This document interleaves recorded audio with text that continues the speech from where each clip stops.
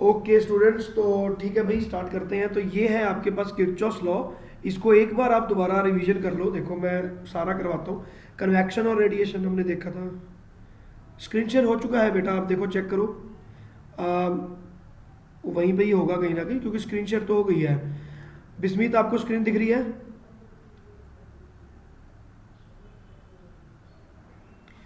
बेटा आपका इंटरनेट तो कोई प्रॉब्लम नहीं आ रहा।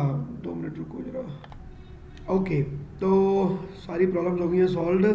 तो अब आप इसमें देख सकते हो कि भी इसके बाद हमने किया रेडिएशन को स्टार्ट। तो व्हाट इज़ रेडिएशन ये पढ़ा। फिर पॉइंट्स टू बी नोटेड कि रेडिएशन की स्पीड बहुत ज़्यादा होती है जी, ये वो। And then there are laws. इसके ना रेडिएशन के 3 लॉज होते हैं। एक होता है किरचॉफ्स लॉ, एक होता है स्टीफन्स लॉ, और एक होता है वीन्स डिस्प्लेसमेंट लॉ। ये 3 लॉ हमने कंप्लीट करने हैं। तो किरचॉफ्स लॉ आपका ऑलरेडी डन है। तो किरचॉफ्स लॉ क्या होता है आपका? परफेक्टली ब्लैक बॉडी के ऊपर ये लगता है। This body is known as Ferry's black body, ठीक है। और जो इसकी जो लाइट इसके ऊपर आ रही है, इंसिडेंट है एनर्जी, ई एनर्जी इंसिडेंट है, वो सारी की सारी एब्जॉर्ब हो जाती है ब्लैक बॉडी के अंदर, ठीक है। एब्जॉर्प्टिव पावर क्या होती है हमने फाइंड किया था कि ए क्या होगा। इमिसिव पावर हमने फाइंड किया था कि इमिट क्या होगा। इस बात को आपने याद रखना है बेटा कि रिफ्लेक्शन जो हो रही है यहाँ पे और जो इमिशन हो रही है, ये दोनों की दोनों चीजें क्वालिटेटिवली डिफरेंट है। ओके, हम यहाँ पर स्पेसिफिकली ई की बात कर रहे हैं, हम आर की बात नहीं कर रहे।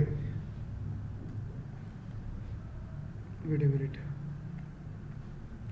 तो आर को आप ऐसे रख लो तो आपको पता चल जाए भी आर बेसिकली हमारे पास है नहीं है। So we are not considering R and we are not considering T. ना तो कुछ ट्रांसमिट हो रहा है और ना ही कुछ रिफ्लेक्ट हो रहा है। जितनी गिर रही है यहाँ पर एब्जॉर्ब हो रही है, लेकिन थोड़ी मोटी रिफ्लेक्ट भी हो रही है और थोड़ी मोटी ट्रांसमिट हो रही है, क्योंकि we are not talking about the perfectly black body. अगर 100% एनर्जी एब्जॉर्ब हो रहा है तो वो परफेक्टली ब्लैक बॉडी है, ठीक है। तो ये हो गया आपका एब्जॉर्प्टिव पावर इसकी। चलो जी, अब इसके आगे देख लेते हैं। अब ये आ गया इमिसिव पावर ई। तो इमिसिव पावर आपके पास उसका भी कुछ फॉर्मूला इसी तरह का होगा, तो दैट इज ऑल्सो डन, ठीक है, कि इमिट कितना हो रहा है। किरचॉफ्स लॉ ये कहता है कि अगर मैं ई बाय ए की रेशो फाइंड करूंगा तो that will always come out to be equal to capital E divided by capital A for perfectly black body. और कैपिटल ए इज ऑलवेज 1, क्योंकि जो ई है वो तो मेरे कंट्रोल में है ना, कि आपने कितनी एनर्जी उसके ऊपर भेजी। How much is the energy that is being incident on the body, ये डिपेंड करता है हम पर। लेकिन एब्जॉर्ब कितना किया ये डिपेंड करता है बॉडी पे। तो perfectly body, for that we can say that A is equal to 1। तो मेरे पास यहाँ पर ए इज इक्वल टू 1 हो गया। तो this is always equal to E, the total light जो कि वहां से इमिट हो रही है। Is that fine? तो ब्लैक होल की ये जो ब्लैक बॉडी होती है इसकी इमिसिविटी भी बहुत पावरफुल होती है। Basically both are one, both are same, ठीक है। अब यहाँ पर हमारा थोड़ा सा पार्ट मिसिंग है, तो उस पार्ट को मैं यहाँ पर पहले कंप्लीट कर देता हूँ और उसके बाद फिर हम आगे बढ़ेंगे, ठीक है। तो ये यहाँ पर हमने लिख दिया, the body which is good absorber becomes good emitter too. तो इसके कुछ एग्जाम्पल्स हैं। तो यहाँ पर, हाँ बेटा बोलो।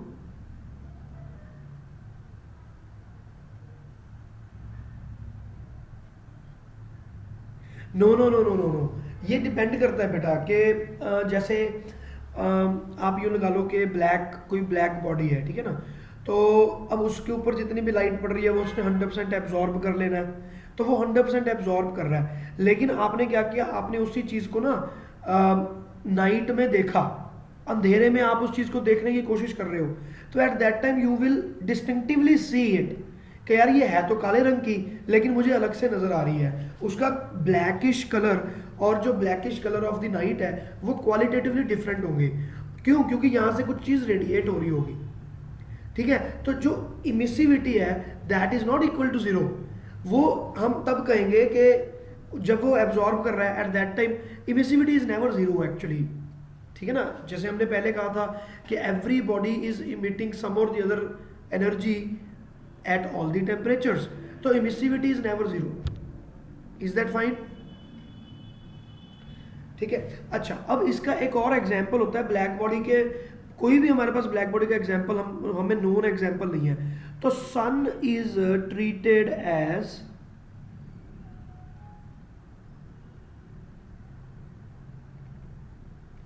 As a perfectly black body. तो ये सुन के बड़ी हैरानी हुई होगी आपको कि ये कैसे हो सकता है, बट परफेक्टली ब्लैक बॉडी क्या है? देखो, परफेक्टली ब्लैक बॉडी की हम कहते हैं कि क्या कैरेक्टरिस्टिक्स है? कैरेक्टरिस्टिक्स है कि it will absorb the complete energy. ठीक है ना, जो भी उसके ऊपर गिरा वो उसने एब्जॉर्ब कर लिया, चाहे वो वॉयलेट लाइट थी, चाहे वो रेड थी, चाहे वो अल्ट्रा वॉयलेट था, चाहे वो इंफ्रारेड था। तो हमने कहा कि भाई जिस बॉडी ने जो एनर्जी एब्जॉर्ब ही नहीं की वो इमिट कैसे कर सकता है? तो वो इमिट ही नहीं कर सकता। तो इसका मतलब ये हुआ कि एक बॉडी जो 100% ऑफ स्पेक्ट्रम को एब्जॉर्ब कर सकता है वही तो उस 100% स्पेक्ट्रम को इमिट करने की ताकत रखता है। इसका मतलब हमारा जो सन है अब वो 100% स्पेक्ट्रम इमिट करता है, गामा रेज से लेकर रेडियो वेव तक सारी की सारी रेडिएशन सन से हमारी तरफ आती हैं। तो इसका मतलब ये है it can be treated, it is not, it can be treated like a perfectly black body, कि वो बिल्कुल उस ब्लैक बॉडी की तरह एक्ट कर रहा है जिसने सारी की सारी एनर्जी एब्जॉर्ब की हुई है। ठीक है ना, तो it can be treated as a perfectly black body, it is not a perfectly black body. हम जानते हैं कि सन की जो एनर्जी आती है वो सन की अपनी फ्यूजन से निकली हुई एनर्जी है, वो कोई एब्जॉर्प्शन और इमिशन वाला कॉन्सेप्ट नहीं है। लेकिन इवन देन हम उसको अगर मैं मैथमेटिकली अगर मैं सोचूं कि चलो ठीक है यार लगा लो यार, okay okay, perfectly black body के जब मैं इसके ऊपर फॉर्मूले अप्लाई करूंगा तो आई विल फाइंड कि they are actually coming out to be correct. तो सन को आप परफेक्टली ब्लैक बॉडी कह सकते हो। इज दैट फाइन बेटा? ठीक है, तो सबसे पहला पॉइंट तो चलो ये वाला हो गया। नाउ नंबर 2, इसका एक बहुत अच्छा एग्जाम्पल है डेजर्ट्स जो होते हैं हमारे।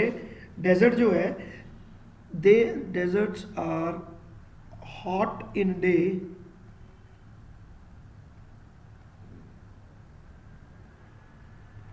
And cold at night.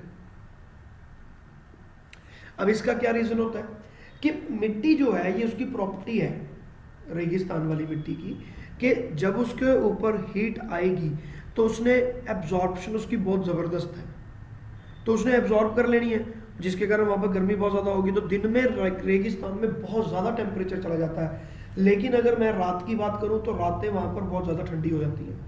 वो इतनी ठंडी क्यों हो जाती हैं? क्योंकि a body which is a very good absorber is a very good emitter. तो हीट अंदर जाएगी भी बड़े प्यार से और जब रात हो जाएगी तो हीट निकलेगी भी बड़े प्यार से। तो सारी की सारी हीट जो रेगिस्तान की मिट्टी है वो रेडिएट करती है और उसके बाद वो सारी की सारी हीट बड़ी जल्दी ही it is lost due to radiation. तो जिसके कारण आपका जो डेजर्ट है वो रात को बहुत ठंडा हो जाता है। ठीक है, तो यहाँ से भी हमें पता चल गया। बस these are the 2-3 things which we were suppose to know. तो इसके बाद हम चलते हैं नेक्स्ट। तो अब मैं यहाँ पर हेडिंग डालता हूँ लॉज ऑफ रेडिएशन। ओके, वैसे तो इसमें से 3 लॉज होते हैं, तो उनमें से एक लॉ तो हम कंप्लीट भी कर चुके हैं।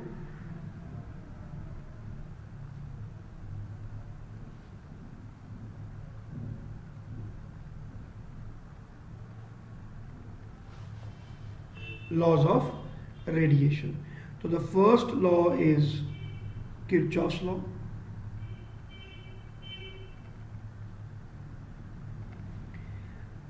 Second law is Stephen's law, and third law is Wien's displacement law.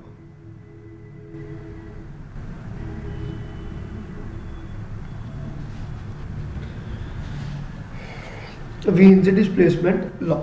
तो Kirchhoff's law we have completed. तो अभी हम करेंगे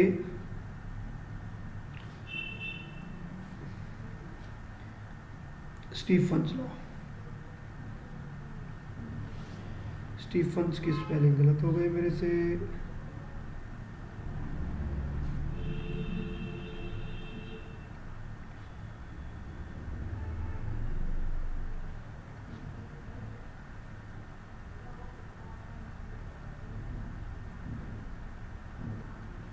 Okay, Stephen's law. तो स्टीफन लॉ क्या है? According to it the radiant energy emitted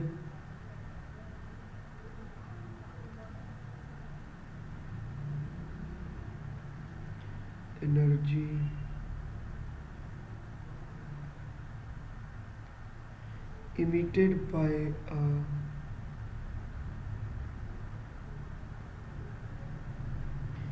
perfectly black body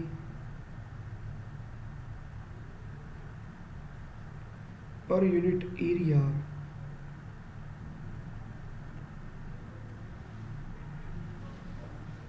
per unit time per second लिख देता हूँ, per second is directly proportional to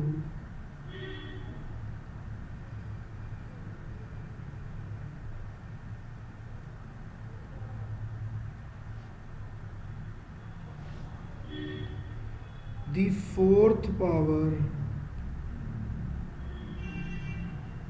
of the absolute temperature of the body. ठीक है ये okay. अभी is it done? अब देखो Stephen's law, इसमें इसने क्या कहा कि जो रेडिएंट एनर्जी है, जो इसको हम आर लिख लेते हैं, वैसे तो ये इमिसिविटी वाली पावर ही है, ये ई ही है. तो ये जो आर है, यार 2 मिनट.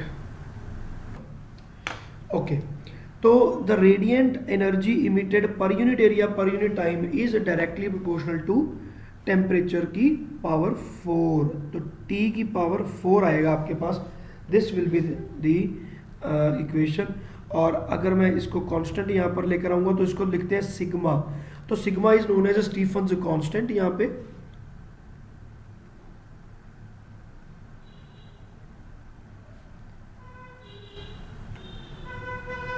स्टीफन्स कांस्टेंट, और इसकी वैल्यू होती है 5.67 इंटू 10⁻⁻8 वॉट पर मीटर स्क्वायर केल्विन की पावर 4. ठीक है, यूनिट्स और डायमेंशन तो आप यहाँ पे फाइंड ही कर सकते हो इजीली, कोई प्रॉब्लम नहीं है. तो ये इसकी वैल्यू है. This is called Stefan's constant. तो जो आपकी रेडिएंट एनर्जी है, देखो radiant energy per unit area पर यूनिट टाइम, ठीक है, वो है ये आर क्या है? Radiant energy per unit area पर यूनिट टाइम. ठीक, तो बेसिकली वॉट में चला जाना था इसने, तो वॉट में चला गया, तो ये आ गया. अब इसको मैं अगर एरिया से मल्टीप्लाई कर दूं और ये सब, तो मैं बाकी चीज़ें देख सकता हूँ. चलो मैं आपको दिखाता हूँ. अब देखो यहाँ तक तो हो गया ना. ये तो हो गया कि if body is perfect black body. तो अब मैं यहाँ पे लिखता हूँ कि if the body is not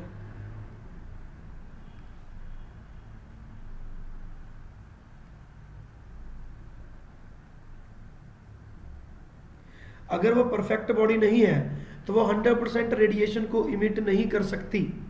ठीक है, तो आपके पास R is equal to E into sigma into T की पावर 4 हो जाएगा, where E is the emissivity of the body. E is the emissivity of the body.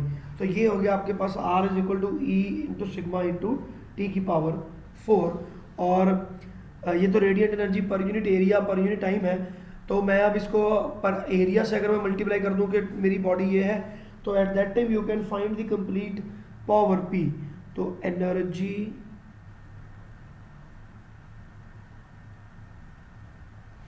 Radiated पर second is given bye, अब एरिया से multiply करना पड़ेगा, तो इसको मैं लिख दिया P, क्योंकि P पावर हो गया ना, वॉट इसका यूनिट बनेगा. तो E into A sigma T की पावर. ठीक है, तो ये बन गया आपके पास power and the units are watt. तो इसके यूनिट बन गए watt. P is equal to E into A sigma T की पावर 4. ठीक है, वॉट हो गया ये, यस एग्जैक्टली, हाँ बेटा बोलो।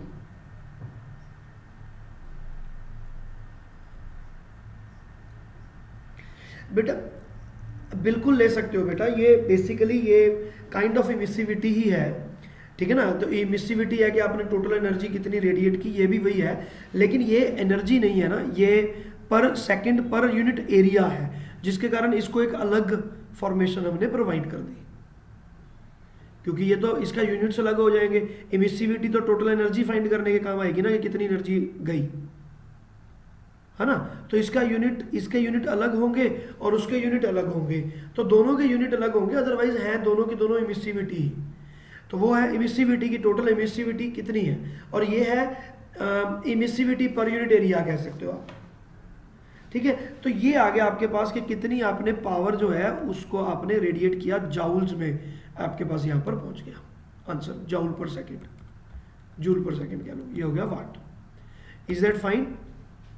अब देखो यहाँ पर E जो है वो है emissivity, E is the emissivity के जितनी रेडिएशन आया तो इमिशन कितना होगा। देखो इमिसिविटी की डेफिनेशन मैं आपको एक बार रिवाइज करवाता हूँ, अभी यहाँ पर तो नहीं है, बुक से देख कर बता रहा हूँ। द रेडिएंट एनर्जी पर सेकेंड पर unit area for the surface, ये तो इमिसिव पावर है,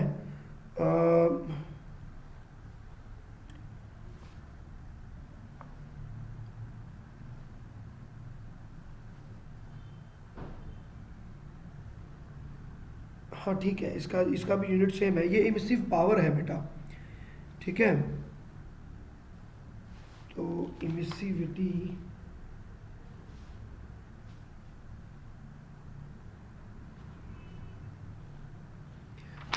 इज डिफरेंट थिंग। 2 मिनट में कंफ्यूज हो रहा हूँ, वेट ए मिनट, इसको मैं पॉज कर दूँ, ठीक है।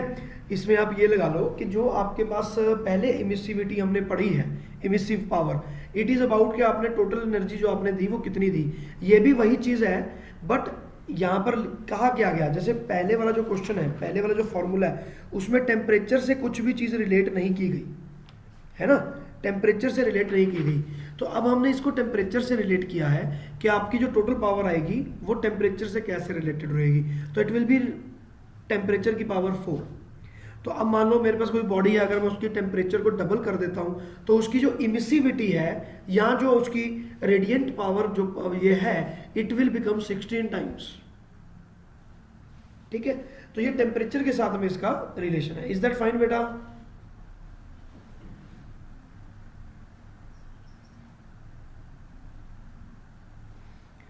बिल्कुल बिल्कुल, इमिसिव, ये इमिसिव पावर से रिलेट हो जाएगा, ठीक है ना। हाँ ये इमिसिव पावर से भी रिलेट हो जाएगा। एक्चुअली यहाँ पे थोड़ा सा प्रॉब्लम आ रहा है मुझे कि ये ई भी बीच में आ रही है ना, तो ई बेसिकली इमिसिव पावर है, basically E is the emissive power. वो ब्लैक होल की थी बेटा, सॉरी ब्लैक बॉडी की, परफेक्टली ब्लैक बॉडी।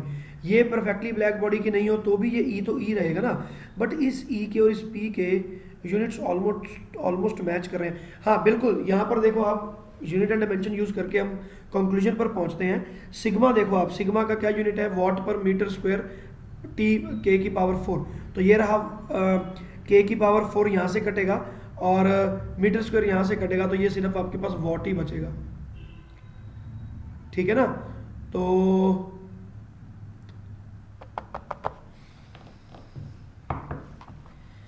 बिल्कुल बिल्कुल बिल्कुल बिल्कुल बिल्कुल, लेकिन फॉर्मूला तो यही है, E A sigma T T की पावर। अच्छा अच्छा अच्छा, सॉरी सॉरी सॉरी, रुको रुको रुको, जो ई है यहाँ पे वो इमिसिव पावर नहीं है बेटा, ये इमिसिविटी है। कंफ्यूज हो गया मैं, रुक जाओ।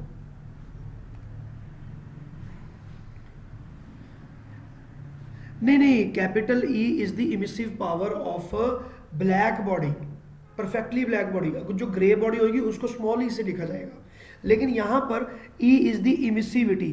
तो ई की जो वैल्यू है यहाँ पर वो 0 से लेकर 1 तक ही है, सॉरी मैं कंफ्यूज हो गया था।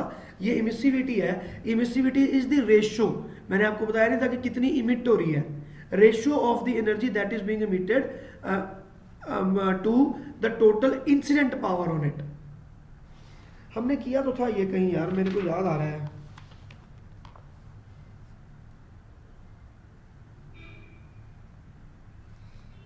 कहीं तो किया था।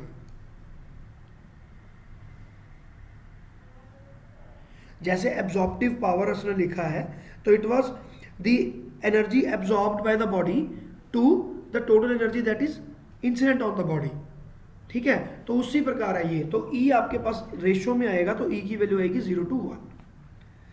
ठीक है, ये इसका यूनिट नहीं बनेगा, ये यूनिट लेस डायमेंशन लेस है। E is unit less and dimension less.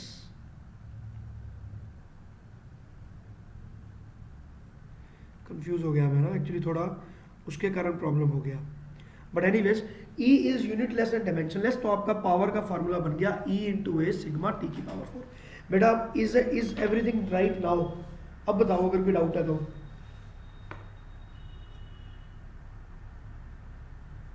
ठीक है, बेसिकली ई ना परसेंटेज है कि कितने परसेंट रेडिएट हुआ, इस तरह से। ठीक है, दैट इज वाई। चलो, तो अब ये हो गया आपका जी Stefan's law, that are is this. तो ये एब्जॉर्ब जो करता है ना एनर्जी, वो एब्जॉर्ब भी टी की पावर 4 से ही करता है। तो इसको अब हम यहाँ पर देखेंगे। चलो इसके एप्लीकेशंस की तरफ चलते हैं।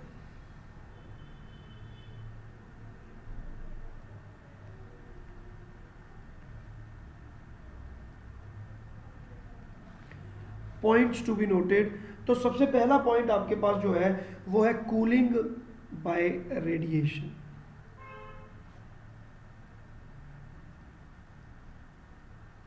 कि रेडिएशन से कितनी कूलिंग हो सकती है और कैसे होगा, अब हम वो देखेंगे। अब देखो, तो यहाँ पर क्या है आपके पास, अब एक बॉडी पड़ी है and this body is radiating some energy. ठीक है, जैसे ये बॉडी बन गई आपकी, तो ये बॉडी का टेम्परेचर है आपके पास कैपिटल टी। ठीक है, and this is now radiating some energy.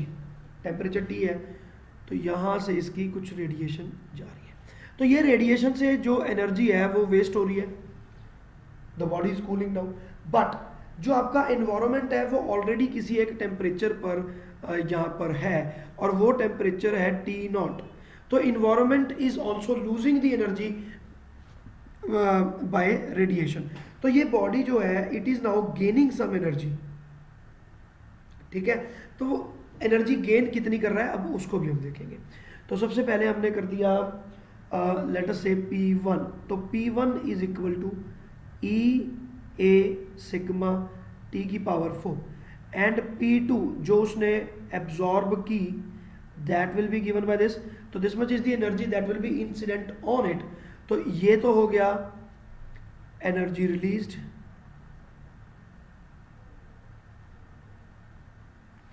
और ये हो गया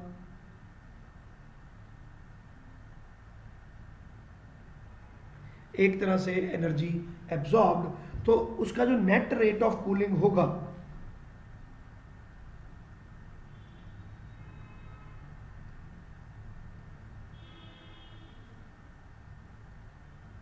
ना, that will be equal to P1 minus P2। तो ये आ जाएगा ई ए सिग्मा टी की पावर 4 माइनस T0 पावर 4। ठीक है, तो ये आ गया आपके पास नेट रेट ऑफ कूलिंग। लेकिन अभी इसमें टेम्परेचर का नहीं हमने देखा, तो व्हाट वी विल डू, अब ये नेट रेट ऑफ कूलिंग आ गया और इसके यूनिट्स जो है वो वॉट में है, तो वो आएंगे एनर्जी पर यूनिट टाइम। तो मैं इसको लिख सकता हूँ, रेट है ना, तो इसको मैं लिख सकता हूँ D Q by D T, the rate at which the heat is lost. ठीक है, तो इसको मैं बॉडी के टेम्परेचर के साथ रिलेट करूंगा, Q is equal to M C delta T. तो ये आ जाएगा मेरे पास एम सी, 2 मिनट, इसको ना मैं ऐसा करता हूँ, कंप्लीट लिखवाता हूँ। अब यहाँ पर आप ये लिख लो कि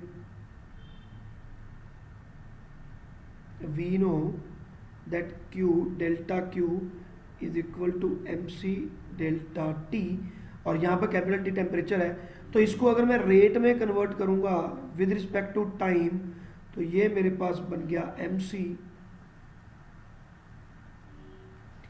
अब ये यहाँ पर ध्यान रखना, यहाँ पर 2 टी आ गए हैं, बड़े वाला जो टी है वो टेम्परेचर है और नीचे वाला टी टाइम है, तो इसको मैं क्या कहूँगा, द रेट ऑफ कूलिंग हो जाएगा ये, रेट ऑफ टेम्परेचर फॉल। भाई टेम्परेचर किस स्पीड पे गिर रहा है, this is what we want to find. We don't want to comment on the heat that is being lost, temperature पे क्या इफेक्ट होगा, तो दैट इज दिस। तो ये आ जाएगा ये वाला। तो D Q by D T is rate, और इसके यूनिट अब P one minus P two से मिल जाएंगे, तो ये दोनों के दोनों यहाँ पर रिलेट कर सकते हैं। सो एम सी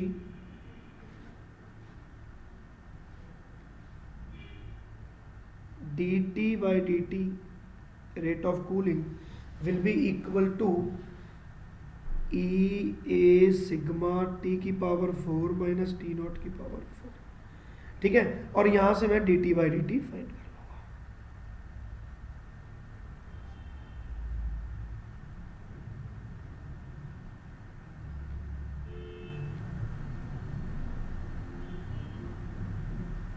लूंगा। लो ये बात समझ में आ गई।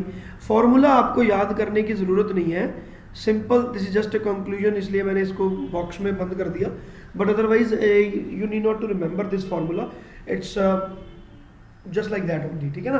तो ये रेट ऑफ कूलिंग है आपका, कि बॉडी जब ठंडी होगी तो किस तरह से ठंडी होगी, और वो कौन से फैक्टर्स पर डिपेंड करेगी ठंडे होने के लिए। तो ये हो गया आपके पास ये। तो what are the factors on which cooling will depend.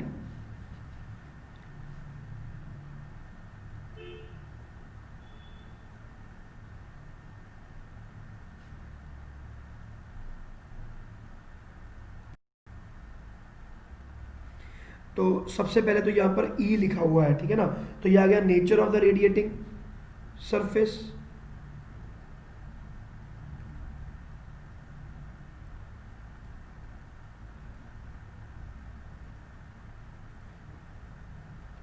ठीक है। नंबर 2 एरिया, ऑब्वियसली जितना ज़्यादा एरिया उतनी रेडिएशन ज़्यादा। Sigma is a constant, mass of the radiating body के इनवर्सली प्रोपोर्शनल है।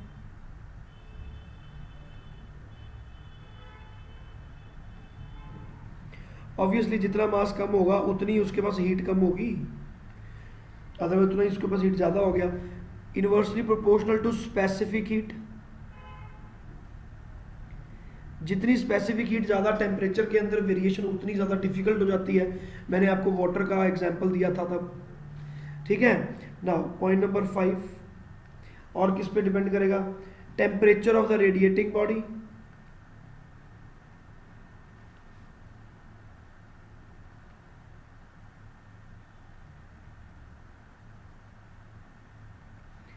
एंड नंबर 6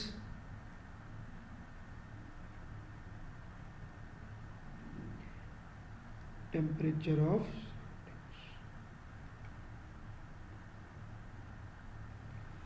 ठीक है।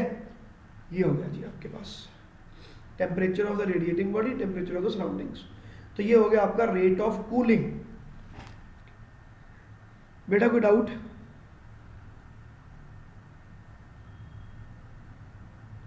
हाँ भाई, नो सर, गुड। इसके नेक्स्ट चलते हैं। अब इसके बाद एक और एप्लीकेशन है इसका, that is Newton's law of cooling.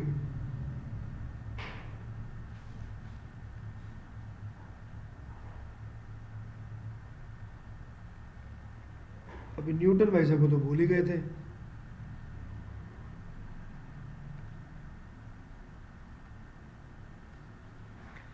तो न्यूटन ने एक कूलिंग का लॉ दिया था, ठीक है।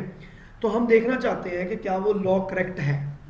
तो थिंग इज दिस, न्यूटन के दिए हुए काफ़ी सारे लॉज तो ऐसे हैं जिनकी जो फॉर्मेशन है वो इतनी खास नहीं है, तो हम उसको चेंज कर चुके हैं।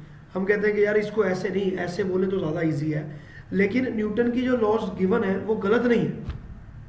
तो ये भी उन्हीं में से एक है। तो न्यूटन ने कुछ लॉ दिया था और अब उसको हम करेक्ट ठहराने वाले हैं। तो न्यूटन ने क्या कहा, न्यूटन ने कहा था, according to Newton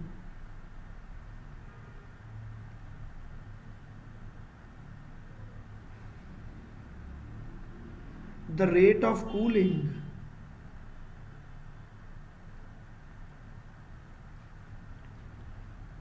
is proportional to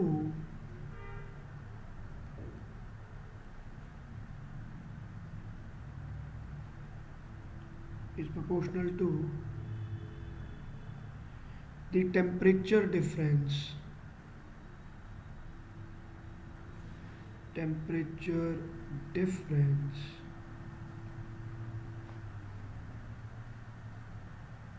of the body and the surrounding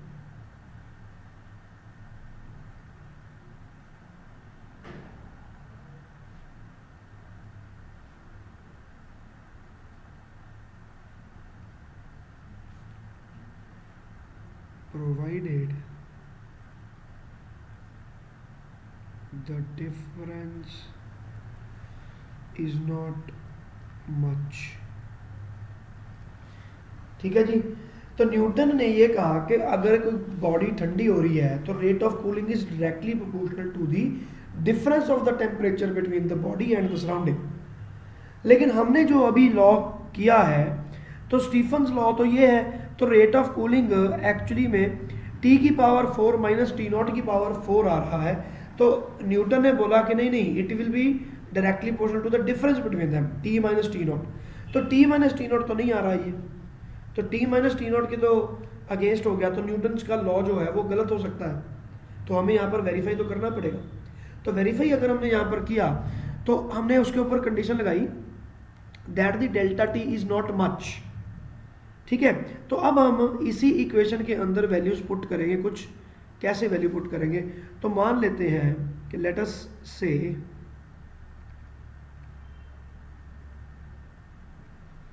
let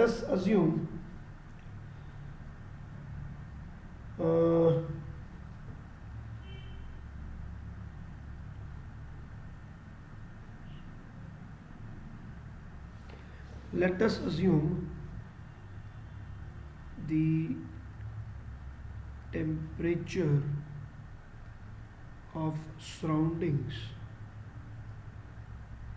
as T। ठीक है, तो उसको हमने T मान लिया। और अगर मैं, ये तो सराउंडिंग का हो गया, अगर हायर टेम्परेचर पे मेरी बॉडी है एंड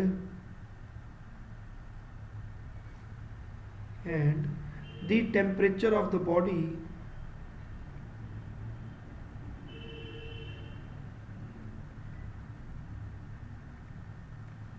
बॉडी भी T प्लस डेल्टा टी।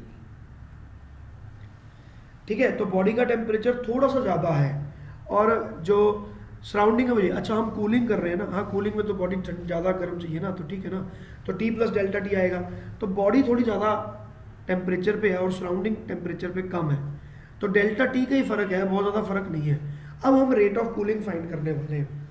तो सिंपल बात है, हमारी जो रेट ऑफ कूलिंग है उसी के अंदर हम कर देंगे। तो हमने कहा कि by Stefan's law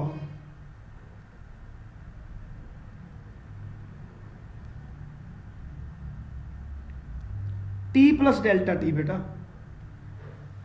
T plus delta T, कि थोड़ा सा ही टेम्परेचर ज़्यादा है बॉडी का। ठीक है, तो D Q by D T जो हमने देखा रेट ऑफ, सॉरी मैं रेट ऑफ कूलिंग पर ही आता हूँ direct, D Q by D T पे क्यों, रेट ऑफ कूलिंग, तो रेट ऑफ कूलिंग आ रहा है E A sigma by M C T की पावर 4 माइनस टी नॉट की पावर 4। तो let us substitute these values here.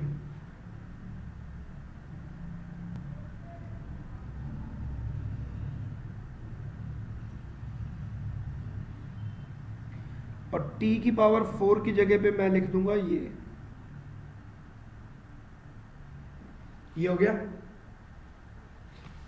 ठीक है, अब ये चीज हो गई, अब इसको हम सॉल्व करेंगे। अब इसको सॉल्व करने के लिए what we can do, we will take t common here,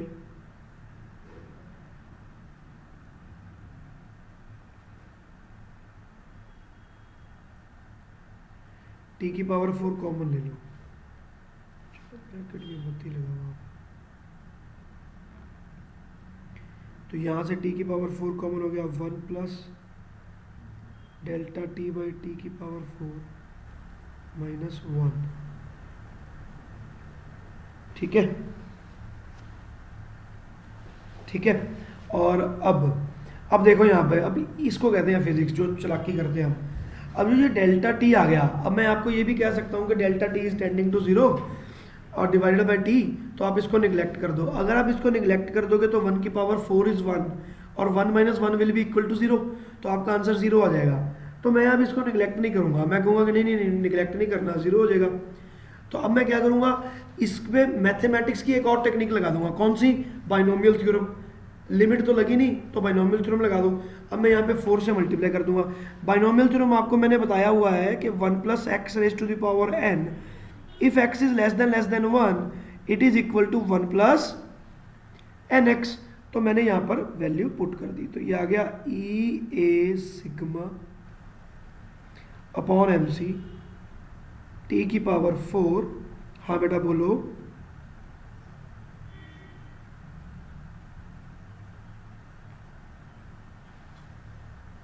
yes yes yes absolutely.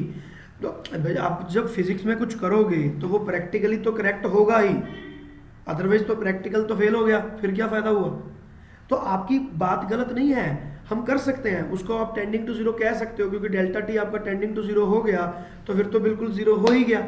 लेकिन अगर हमने यहाँ पर पुट कर दी वैल्यू तो फिर मेरा फॉर्मूला ना बनेगा, ये कह रहा हूँ मैं। तो इसलिए हम देखो जनरली जैसे ग्रेविटेशन चैप्टर में याद होगा, तब भी हमने ऐसे ही किया था कि रेडियस उसको कॉमन ले लिया तो हमने बोल दिया कि भी दिस डिवाइडेड बाय दिस, उसके ऊपर भी हमने बाइनोमियल थ्योरम लगाई थी, है ना। और बड़ी जगह पर हम इस चीज़ को करके टेंडिंग टू जीरो भी कर देते हैं। तो ये डिपेंड करता है, फिजिक्स वालों के हाथ में ये टूल है, अपनी मर्जी से चलता है उसका टूल कि कहाँ पर मुझे क्या करना है। अब मेरे को यहाँ पर ये सूट कर रहा था तो मैंने इसको यहाँ पर लगा दिया, ठीक है जी।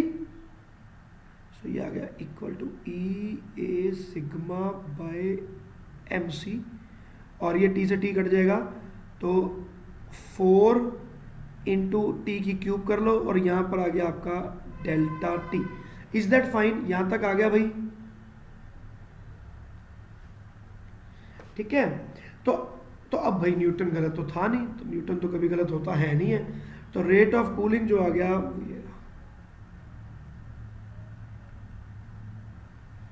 Rate of cooling is directly proportional to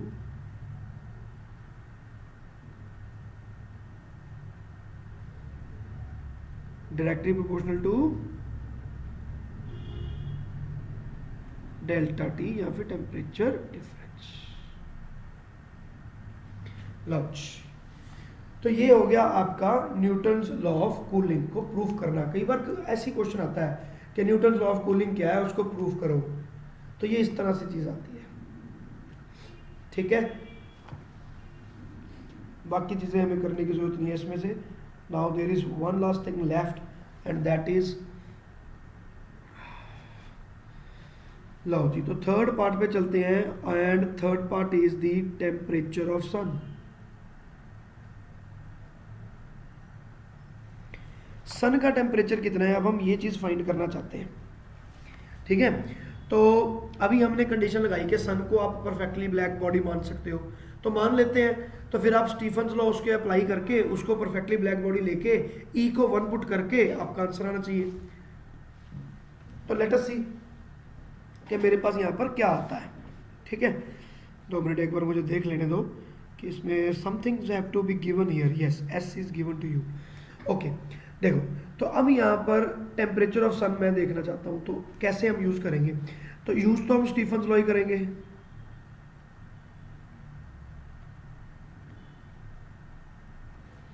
bye Stefan's law d Q by d T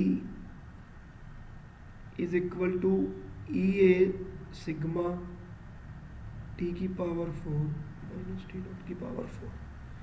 तो वहाँ पर तो चलो सराउंडिंग है ही नहीं, उसको तो आप जीरो ही मान लो, तो टी की पावर 4 ही मानेंगे हम। तो इसको सबको हटा देते हैं, तो इसकी जगह तो आप टी की पावर 4 पे आ जाओ, बिल्कुल बेसिक स्टीफन्स लॉ की तरफ चले गए, ठीक है। तो अब ये चीज़ आ गया। अब मुझे टी तो फाइंड करना है, सिग्मा ए ई और D Q by D T मुझे पता होना चाहिए।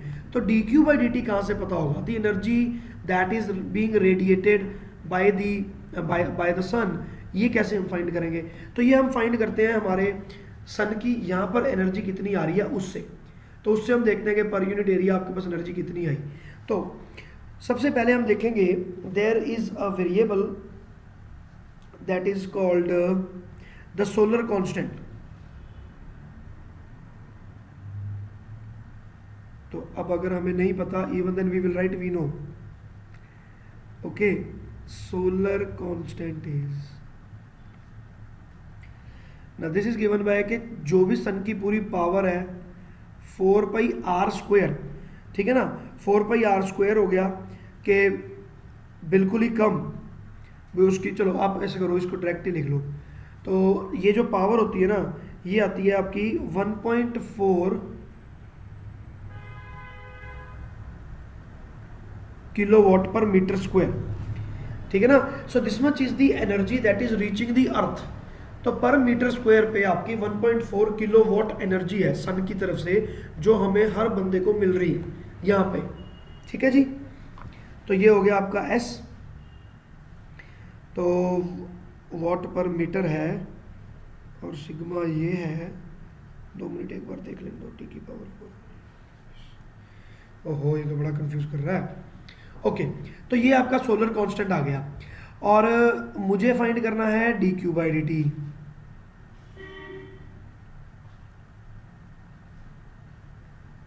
वेट ए मिनट, मुझे देख ही लेने दो। हाँ बेटा बोलो।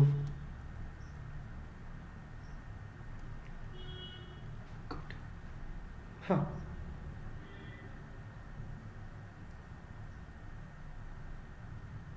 हाँ बेटा, इसमें ई को 1 पुट कर दो बस, और क्या, वही लिखा था, और क्या था उसमें, कुछ चेंजेस तो थी ही नहीं।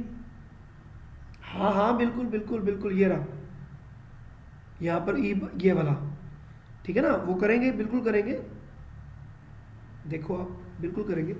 अब देखो, अब ये जो सोलर कांस्टेंट है ये कैसे कैलकुलेट होता है, पहले तो इसको देखते हैं। S is the solar constant.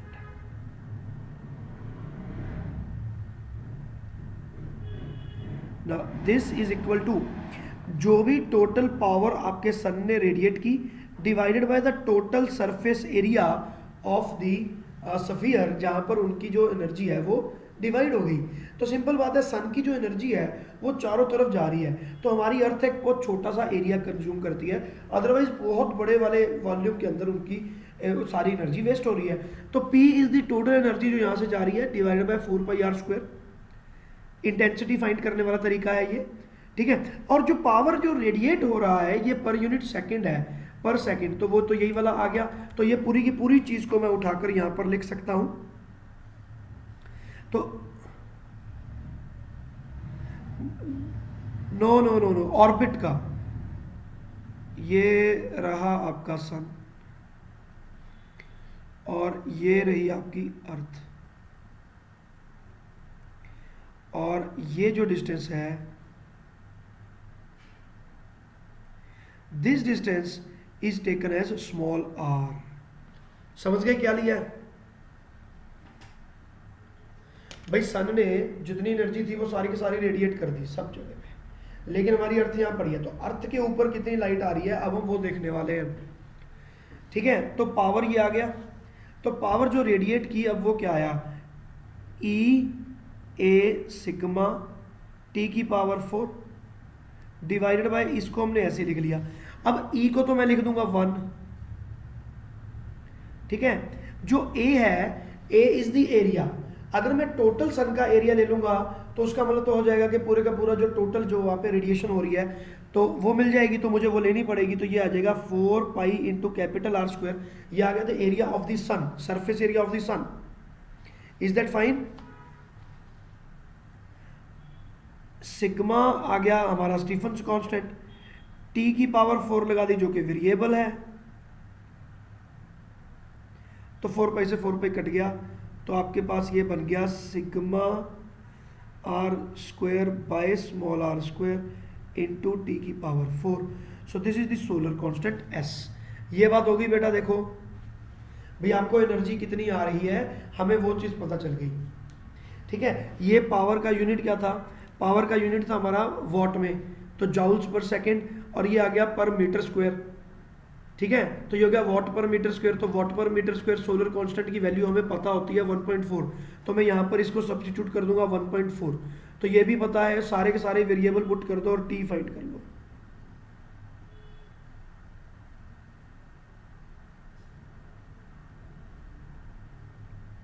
ये बन गया।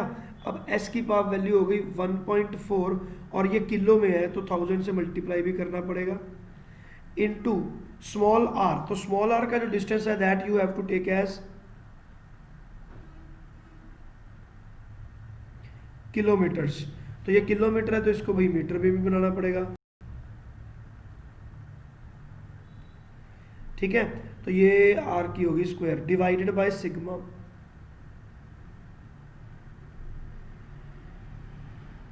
डिवाइडेड बाय कैपिटल R की square. Capital R is the radius of the sun.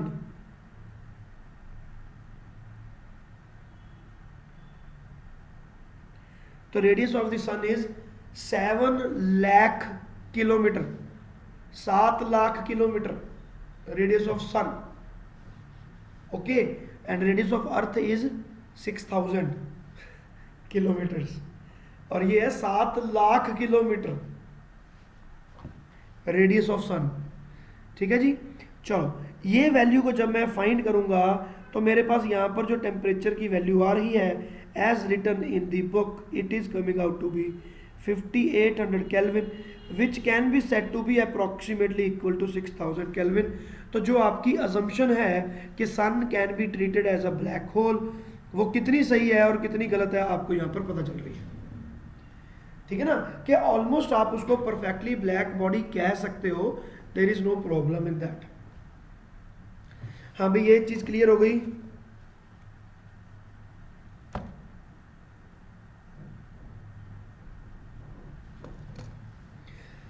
No no no no no, black body का तो जितना मर्जी टेम्परेचर हो, लेकिन sun is a black body. क्यों?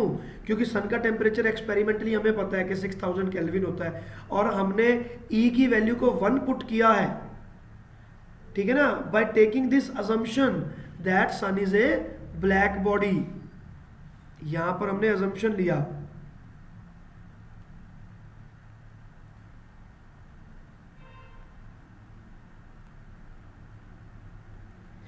सन इज परफेक्टली ब्लैक। तो सन ब्लैक है, इसके लिए ई को आपने 1 पुट किया, नहीं तो आप ई को 1 पुट कर नहीं सकते। हमने इसमें ई को 1 पुट किया तो जाके आपको पता चला कि भी आपका ये जो टेम्परेचर है वो बिल्कुल सही आ रहा है। इसका मतलब sun can be treated as a perfectly black body. ये बात क्लियर हो गई अब। चलो भाई, now there is only one thing that is left. 350 हो गए हैं। चलो बेटा ऐसा करते हैं, मैं थक गया हूँ अभी, हम इसको यहीं पे छोड़ते हैं और आपका सिर्फ एक ही चीज़ बची है दैट इज़ वीन्स डिस्प्लेसमेंट लॉ।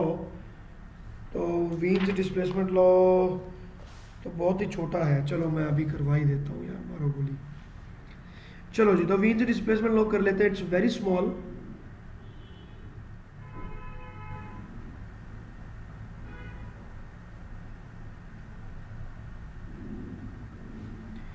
तो वीन्स डिस्प्लेसमेंट लॉ क्या कहता है? तो वीन्स डिस्प्लेसमेंट लॉ कहता है कि when a body is heated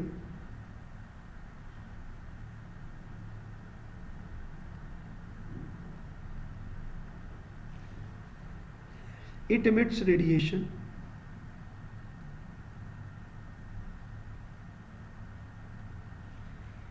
okay, radiation of all wavelengths।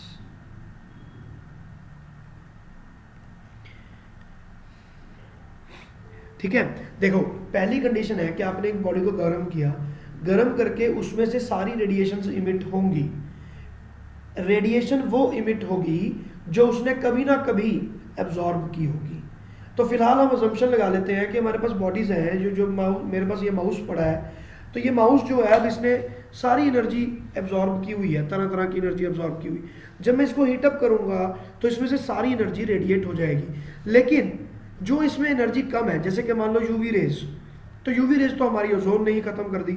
अगर ओजोन ने यूवी रेज को खत्म कर दिया तो इसकी जो स्पेक्ट्रम आएगा, जो इमिशन स्पेक्ट्रम बनेगा, क्या उसमें यूवी रेज होगा? नहीं होगा। तो यूवी रेज की जो इंटेंसिटी है अगर हुई तो बहुत ही ज़्यादा कम होगी, अदरवाइज टेंडिंग टू जीरो हो जाएगी। लेकिन बाकी सारे कलर्स होंगे, सब कुछ होगा।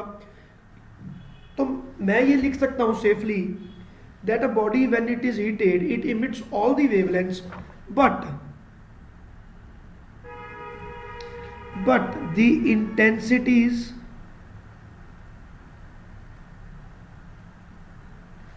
of all the radiations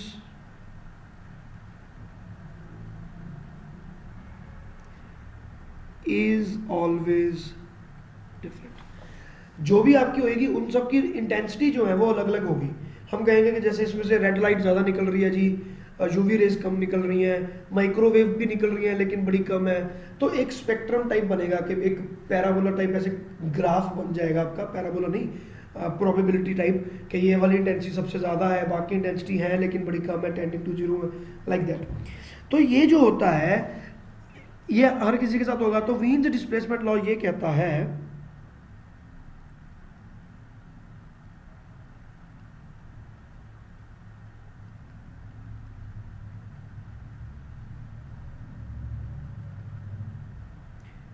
बिस्मित बेटा आपको जाना है छोड़ के, आपकी क्लास होती है ना? ओके ओके ओके, बस ठीक है फिर। The product of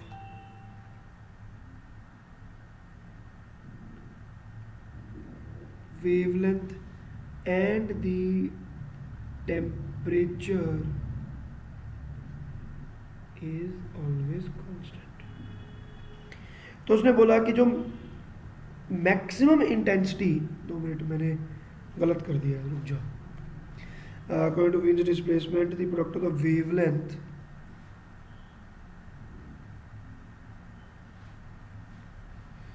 wavelength corresponding to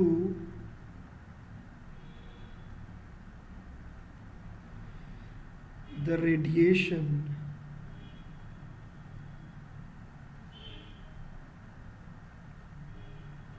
with maximum intensity, भाई जिसकी सबसे ज़्यादा इंटेंसिटी है उसकी जो वेवलेंथ है, ठीक है, and the temperature of the body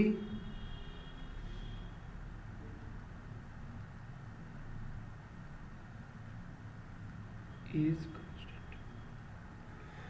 तो उसने बोला कि जो आपके पास लैम्डा मैक्स है और जो टेम्परेचर टी है, दिस इज ऑलवेज कांस्टेंट। ठीक है, तो मतलब ये कि अगर आप इसका ग्राफ बनाओगे, जब आप इसका स्पेक्ट्रम बनाओगे कि इंटेंसिटी एक वाई एक्सिस पे इंटेंसिटी और एक्स एक्सिस पे वेवलेंथ की बनाओगे, तो आपको पता चलेगा इसका ग्राफ कैसा बनता है। तो I will show you this graph also.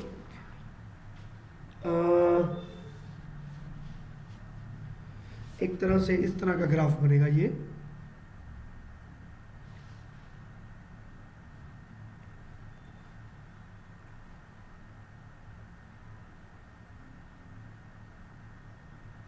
Like this. तो यहां पर तो आपने लिख दिया इंटेंसिटी और यहां पर आपने लिखा वेवलेंथ। ठीक है, तो अब इसका जो ग्राफ बनेगा वो बनेगा कुछ ऐसा।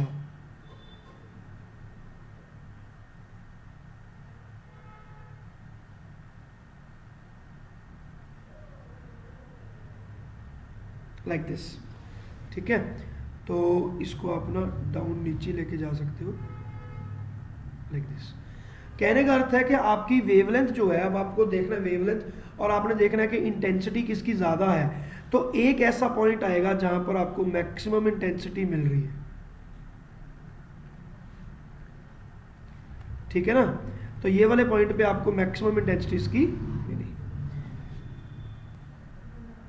ठीक है, तो अब अगर आप उस बॉडी की टेम्परेचर को चेंज करते जाओगे, भी टेम्परेचर कुछ और बन जाए, मान लो ये वाला टेम्परेचर आपका T3 हो गया, तो आप किसी और टेम्परेचर पे चले जाओगे तो आपका ये ग्राफ चेंज हो जाएगा। तो आपका ये मैक्सिमम इंटेंसिटी वाला graph it will move like this,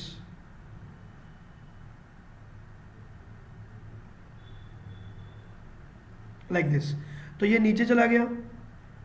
तो अब यहां पर आप कह सकते हो कि दिस टेम्परेचर इज T2, कि थोड़ा लोअर हो गया टेम्परेचर।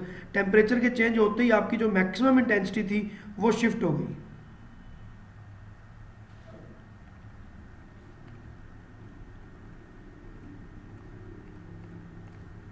ठीक है, समझ में आ गया बेटा।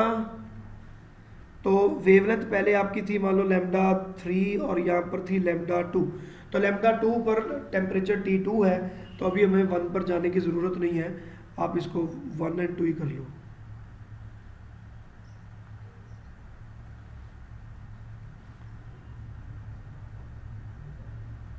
इंटेंसिटी एंड वेवलेंथ बेटा पता क्या है, ऐसा इनका दोनों का कोई रिलेशन नहीं है आपस में, वो यहाँ पर ऐसा ग्राफ बन रहा है, बात अलग है। ये ग्राफ बेसिकली इंटेंसिटी और वेवलेंथ का नहीं है, बेसिकली हम मतलब ग्राफ तो इंटेंसिटी और वेवलेंथ का है, लेकिन हम यहाँ पर स्टडी क्या कर रहे हैं, हम यहाँ पर स्टडी कर रहे हैं टेम्परेचर एंड वेवलेंथ। मेरी बात समझे कि नहीं समझे? 2 मिनट, इसको आप 1 लिख लो, इसको 2 लिखो पहले आप। अब आप देखो, मैंने बोला कि टेम्परेचर 1 आपका ज्यादा है, T1 is more than T2, तो आपकी जो वेवलेंथ जिसकी कम है, जिसकी कम वेवलेंथ है, वेवलेंथ कम किसकी है, जैसे मान लो मैं अगर विजिबल लाइट के स्पेक्ट्रम की बात करूं, तो वेवलेंथ कम जिसकी है उसकी फ्रीक्वेंसी ज्यादा है, मतलब वॉयलेट कलर या ब्लू कलर, और दूसरी जगह पर रेड, इंफ्रारेड की तरफ, तो ये वाला रेड हो गया और ये वाला एक तरह से आपके लिए ब्लू कलर की तरह बिहेव करेगा, तो ये बन गया आपका ब्लू और ये हो गया एक तरह से आपका रेड। तो आप सोच के देखो कि टेम्परेचर आपका लो हो गया तो आपको जो चीज़ है वो रेड कलर की नजर आने लगी। अब अच्छा, वेरी गुड, बहुत अच्छा एग्जांपल सामने आ गया। देखो जैसे हम चीज़ों को गर्म करते हैं तो क्या होता है, शुरू शुरू में वो लाल हो जाता है और लाल होने के बाद वो ब्लू की तरफ जाता है कि नहीं जाता। अगर वो बहुत ज़्यादा गर्म है तो हम कहते हैं कि यार the flame will be blue, है ना, इजंट इट। आपने कैंडल में पढ़ा होगा कि कैंडल की आउटर लेयर इज येलो, तो अंदर वाली लेयर जो है वो ब्लू होती है, वो इवन मोर टेम्परेचर पर होती है ना। तो ज्यादा टेम्परेचर पे होते हैं, येलो पे कम। तो आप सोच के देखो कि येलो कहाँ आएगा, अगर ये रेड है ये ब्लू है तो इसके बीच में कहीं आएगा येलो। तो इसका मतलब ये है कि जो ज्यादा गर्म है वो उसका कलर चेंज हो जाएगा, and that is what happens with everybody. जब हम किसी चीज को बर्न करते हैं तो उसके कलर्स चेंज हो जाते हैं, तो हमें पता चलता है कि यार ये वाली चीज मुझे रेड कलर की क्यों नजर आ रही है, like that is why. Is that fine? तो ये तो बहुत अच्छा एग्जांपल आ गया यहीं पे, है ना। तो यहाँ पर आप लिख लो कि with rise in temperature of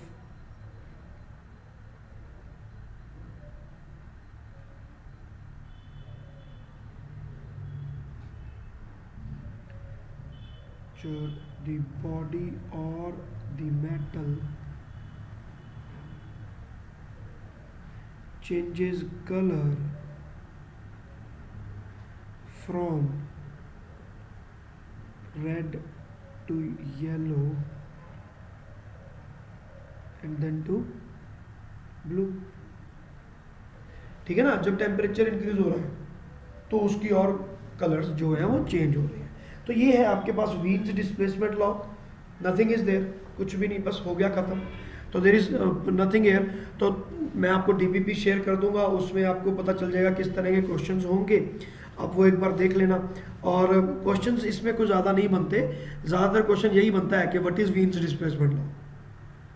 तो इसमें कुछ मैथमेटिक्स इन्वॉल्व नहीं है, बहुत ही रेयर। रेडिएशन चैप्टर में, हीट ट्रांसफर वाले में मैथमेटिकल फार्मूला ज़्यादातर तो आपको कंडक्शन के आएंगे, अदरवाइज आपको न्यूमेरिकल पार्ट नहीं आता, इसमें बहुत ही रेयर आता है, ठीक है। बाकी मैं आपसे डीपीपी शेयर कर दूंगा, आप वहां पर चेक कर लेना। इज दैट फाइन बेटा? देखो